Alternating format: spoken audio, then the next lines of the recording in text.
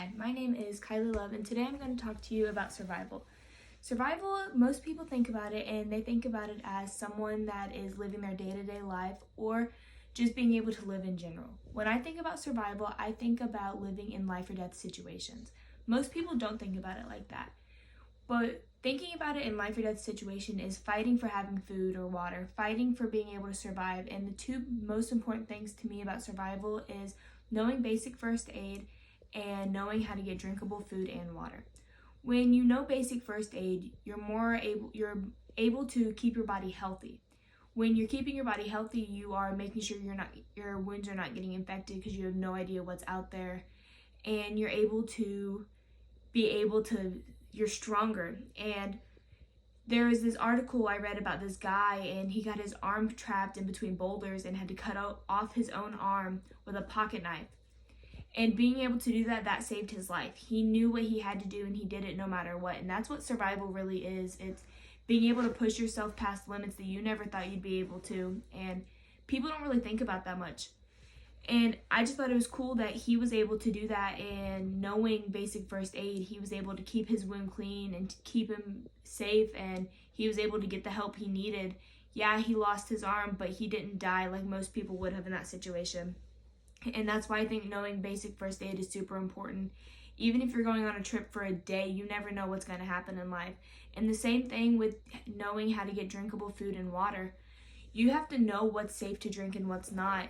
You can't just go out and drink something out of a lake because you have no idea what's in it when you're out there. There was this article about a guy who drank his own urine and soaked up all the moisture or the liquids out of wet wipes. And that's what kept him alive. And I think that's really cool that he knew what to do and he didn't die. There was an article about 6 guys that went out on a trip, and they met up with a bunch of buddies, and there was hundreds of them. And they got deserted, and most of them died because they didn't know what to eat and they didn't know how to get food. The 6 that did survive, they ate their friends after they had died. And while that most people would think that is cruel and that's sick, they did what they had to do to survive. They knew that if they didn't eat their friends that had passed, they weren't going to survive. And they just knew that they had to do something. And no, most people wouldn't do that on a day-to-day basis, but they knew that what they had to do, and they did it. And that's just something that most people don't think about. You never know what's going to happen when you go out in the woods, or if you go camping. You never know what's going to happen to you. And those people didn't know that was going to happen on their trip, but in the end, they did what they had to do and they made it out.